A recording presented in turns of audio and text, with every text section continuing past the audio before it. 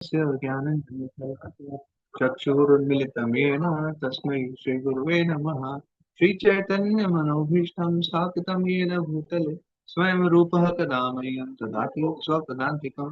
वन्देऽहं श्रीगुरो श्रीयुतापदकमलं श्रीगुरून् वैष्णवांश्च श्रीरूपं साग्रजातं सहगण रघुनाथान्वितं तं सजीवं साद्वैतं सावधूतं परिजनसहितं कृष्णचैतन्यदेवम् श्री राधा कृष्ण पादान सैगन ललिता श्री विशाखान्वितांश्च।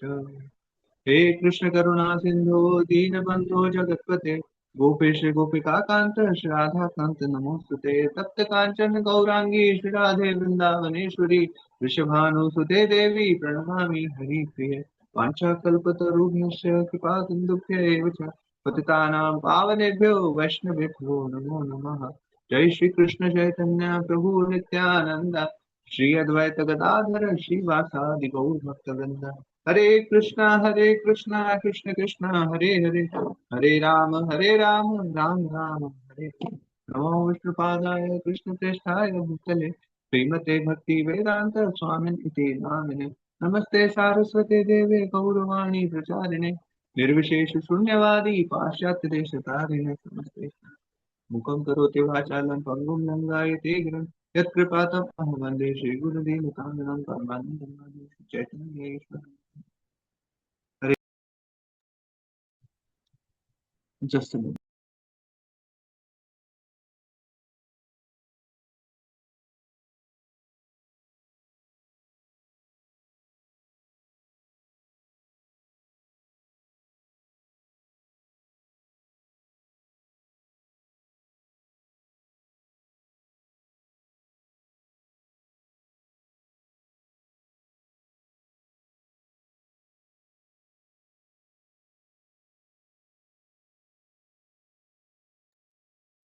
हरे कृष्णा। तो यहाँ पर इस श्लोका में भगवान स्वयं बता रहे हैं कि महात्मा कौन होता है। अच्छा, बहुत ही इंपॉर्टेंट श्लोक है ये।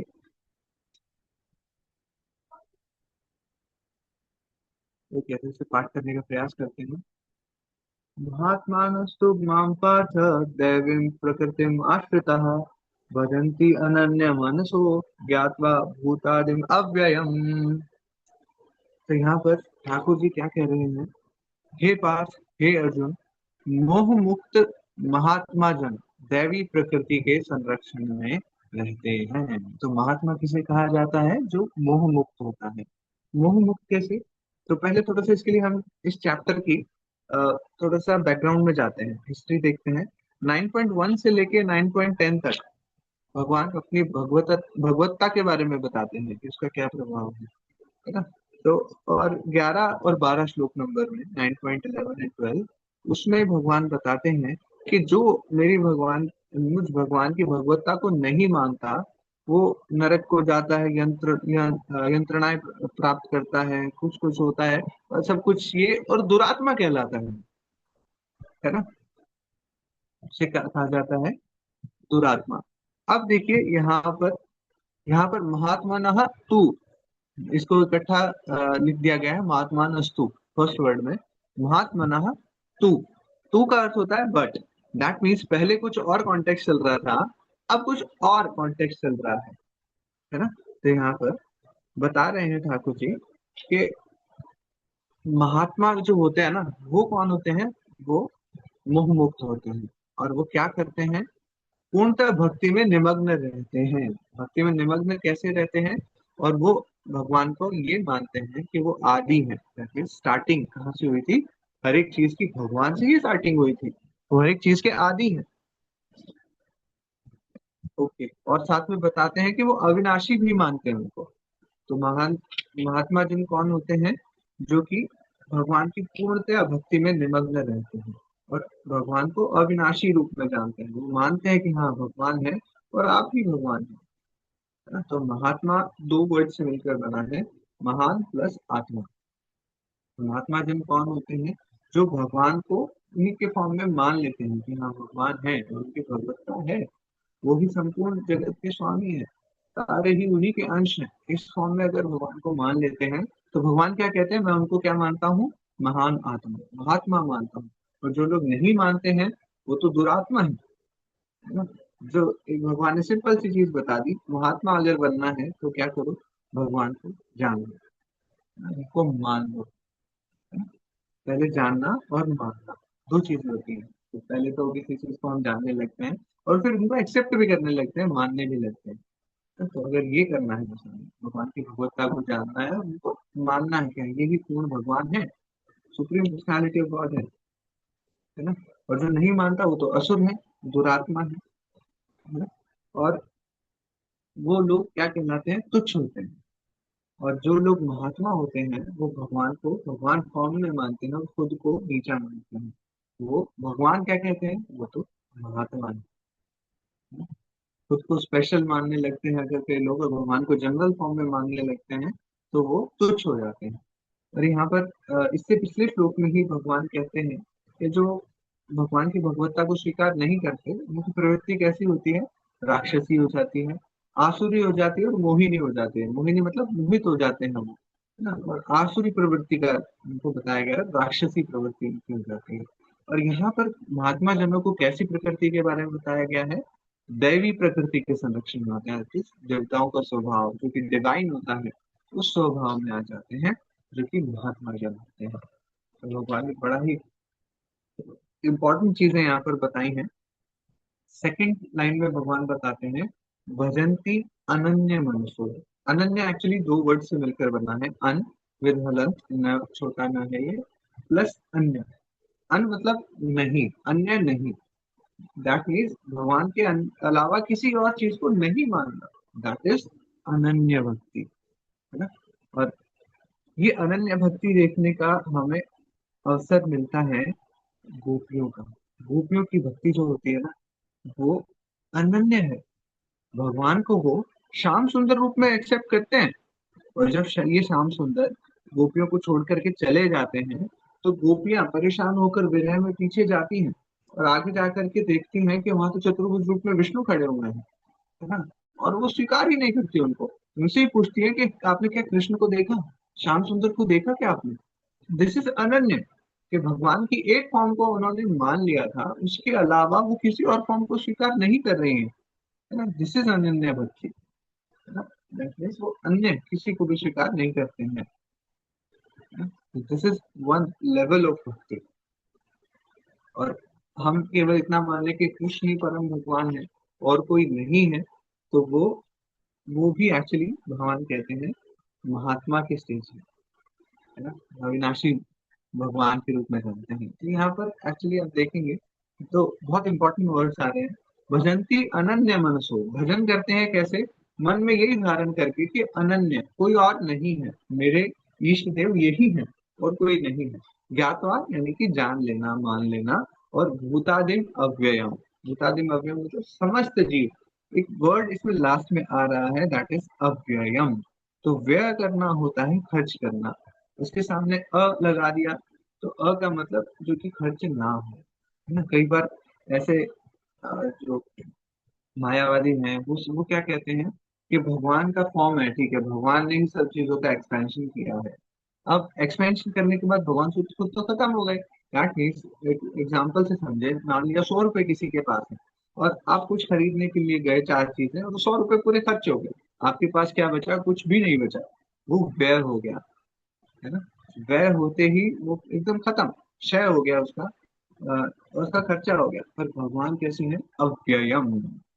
भगवान सारी चीजों में एक्सपैंड तो करते हैं और वो स्वयं खुद अपनी ओरिजिनल फॉर्म को रिटेन भी करके रखते हैं, दैट इज अव्ययम।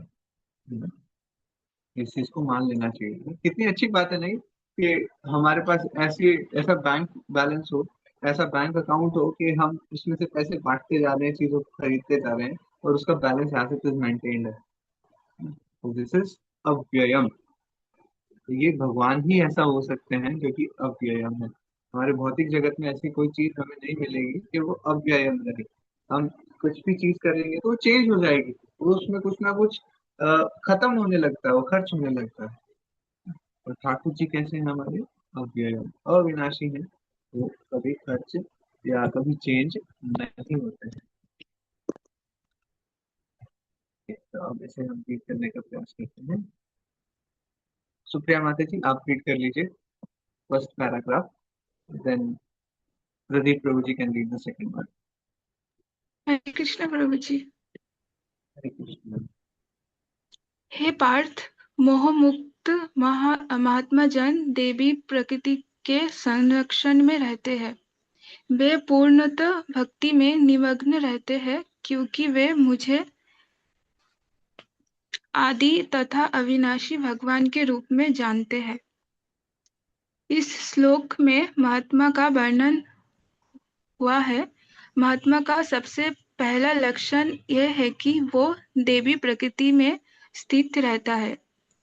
वो भौतिक प्रकृति के अधीन नहीं होता। और वो और ये होता कैसे है, इसकी व्याख्या 7वें अध्याय श्रीमद् भगवद गीता में की गई है। जो भगवान श्री कृष्ण की शरण ग्रहण करता है वो तुरंत ही भौतिक प्रकृति के वश से मुक्त हो जाता है। यही वो पात्रता है। जो ही कोई भगवान का शरणागत हो जाता है वो भौतिक प्रकृति के वश से मुक्त हो जाता है। यही मूलभूत सूत्र है। तटस्थ शक्ति होने के कारण जीव जो ही भौतिक प्रकृति के वश से मुक्त होता है तो ही वो आध्यात्मिक प्रकृति के निदर्शन में चला जाता है। आध्यात्मिक प्रकृति का निदर्शन ही देवी प्रकृति कहलाती है। इस प्रकार से जब कोई भगवान के शरणागत होता है तो उसे महात्मा पद की प्राप्ति होती है। हरे हरे कृष्ण कृष्णा। प्रभु जी। थैंक यू सो मच माता जी। तो यहाँ पर भगवत गीता 7.14 का विषय प्रभुपाद यहाँ रेफरेंस दे रहे हैं। 7.14 है, देवी एषा गुणमयी मम माया दुरत्यया मामेव ये प्रपद्यन्ते मायाम एताम तरन्ति ते। तो इस श्लोक को भी हम डिटेल में डिस्कस ऑलरेडी कर चुके हैं। उसी के यहाँ पर रेफरेंस प्रभुपाद दे रहे हैं। वो कह रहे हैं जो भगवान श्री कृष्ण की शरण ग्रहण कर लेता है ना, वो ही तुरंत भौतिक प्रकृति के वश से मुक्त हो जाता है ना। यही वह पात्रता है। कौन सी पात्रता है? महात्मा बनने की। दिस इज बेसिक सूत्र, यही मूलभूत सूत्र है। और तटस्थ शक्ति होने के कारण जीव जो ही भौतिक प्रकृति के वश से मुक्त हो जाता है तो वो आध्यात्मिक प्रकृति के निर्देशन में चला जाता है। तटस्थ है, दोनों चीजों के एक्चुअली साइड बाई वो खड़े हुए हैं। तो वो भौतिक जगत में भी वहां पर जा सकते हैं, उनके चंगुल में भी पड़ सकते हैं, आध्यात्मिक प्रकृति के निर्देशन में भी जा सकते हैं। बट अगर एक साइड से फ्री हो गए तो दैट इज क्लियर, अब वो दूसरी साइड आध्यात्मिक प्रकृति की तरफ ही जाएंगे, उनके निर्देशन में ही जाएंगे, है ना। और अगर आध्यात्मिक प्रकृति का निर्देशन होने लगता है, वो डायरेक्ट करने लगते हैं, उसी तरफ हम अगर चलने लगते हैं तो दैट इज कॉल्ड दैवी प्रकृति ना। देवताओं का स्वभाव है, डिवाइन नेचर उसको कहते हैं। इस प्रकार से जब कोई भगवान के शरणागत होता है तो कौन से पद की प्राप्ति होती है? महात्मा पद की उसको प्राप्ति होती है, महान आत्मा बन जाते हैं। ओके, प्रदीप प्रभु जी, हरे कृष्णा, आप अगला पैराग्राफ रीड कर लीजिए। हरे कृष्ण। महात्मा अपने ध्यान को कृष्ण के अतिरिक्त अन्य किसी ओर नहीं ले जाता क्योंकि वह भली भांति जानता है कि कृष्ण ही आदि परम पुरुष समस्त कारणों के कारण है। इसमें तनिक भी संदेह नहीं है। ऐसा महात्मा अन्य महात्माओं या शुद्ध भक्तों की संगति से प्रगति करता है। शुद्ध भक्त तो कृष्ण के अन्य स्वरूपों यथा चतुर्भुज महाविष्णु रूप से भी आकृष्ट नहीं होते। वे न तो कृष्ण के अन्य किसी रूप से आकृष्ट होते हैं, न ही वे देवताओं या मनुष्यों के किसी रूप की परवाह करते हैं। वे कृष्ण भावनामृत में केवल कृष्ण का ध्यान करते हैं। वे कृष्ण भावनामृत में निरंतर भगवान की अविचल सेवा में लगे रहते हैं। हरे कृष्ण। हरे कृष्णा प्रभु जी, थैंक यू सो मच। तो यहाँ पर देखिए, महात्मा क्या करते हैं? अनन्य भाव से भक्ति करते हैं, कोई और भाव नहीं रहता, सिर्फ और सिर्फ भगवान की सेवा करने के लिए वो तत्पर रहते हैं, उन्हीं की वो भक्ति करते हैं, है ना। और आगे श्रील प्रभुपाद बता रहे हैं इसमें कि ईश्वर परमा कृष्ण सच्चिदानंद विग्रह अनादिरादिर गोविंद सर्व कारण कारण, उसी बारे में श्रील प्रभुपाद बता रहे हैं कि ईश्वर परमा कृष्ण, भगवान ही परम पुरुष हैं, समस्त कारणों के कारण भी है, इसमें कोई भी संदेह नहीं होता। तो ऐसा महात्मा अन्य महात्माओं या शुद्ध भक्तों की संगति प्राप्त करके उस प्रगति करता रहता है। तो आज जो भजन हम गा रहे थे, शुद्ध भक्त चरण रेणु, शुद्ध भक्तों की संगति से ही वो प्रगति करता रहता है। और शुद्ध भक्त क्या करता है, कृष्ण के अन्य स्वरूपों यथा चतुर्भुज विष्णु रूप से भी आकृष्ट नहीं होगा, है ना। जैसे कि हम गोपियों के उसमें देखते हैं कि गोपियों ने देखा वहां साक्षात चतुर्भुज, वहां विष्णु खड़े हुए हैं, उनको वो एक्सेप्ट नहीं कर रही है। वो तो कहती है हमें तो वही हमारे श्याम सुंदर चाहिए, कहाँ है वो, उनसे बहुत विरह हो रहा है, अभी छोड़ करके हमें वो चले गए हैं, है ना। This is one level of भक्ति, कि किसी अनन्य और किसी अन्य से वो आकृष्ट नहीं होंगे, है ना। और ना ही देवताओं या मनुष्य के किसी रूप की परवाह करते, कुछ नहीं परवाह कर रहे हैं वो, इवन विष्णु के रूप की परवाह नहीं कर रहे हैं, वो अपने कृष्ण को ही ढूंढ रहे हैं।